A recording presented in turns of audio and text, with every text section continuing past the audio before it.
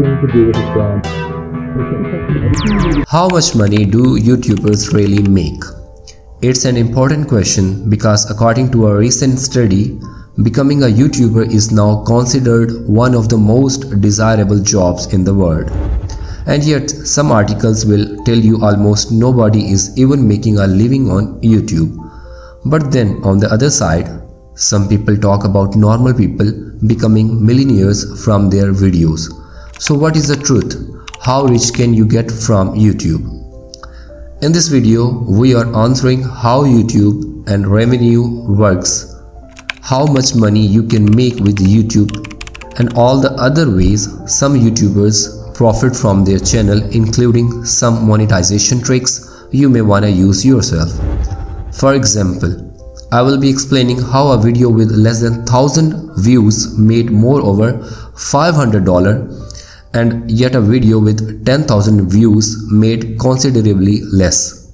So let's delve into the truth about making money on YouTube. Now, in terms of how much ad revenue the main channel earned in 2020, the main channel earned a whopping of $20 million. I think I'm about $30,000 in credit card debt right now. Both of these two great YouTubers have firmly similar audience size with several million subscribers. So how can they be in such different financial positions? One a multi-millionaire, one in credit card debt. And of course, it's not just these two. There's a divide all across YouTube where some creators seems to have incredibly glamorous, luxurious lifestyle, whilst others talk about struggling to even pay their bills. Now, their spending habits are obviously a factor in that too, but the truth is that when it comes to making money from YouTube ad revenue, views are not paid equally. Some creators get paid far more for the exact same amount of views. You see, YouTube don't set a price for ad. They don't say you will get X dollar for X views. Instead, every time an ad is displayed on a video, advertiser bid how much they are willing to pay to be in front of that content. Which means that for certain type of videos, advertisers will pay much more. Let's go back to our example of Graham Stephan and Laugh.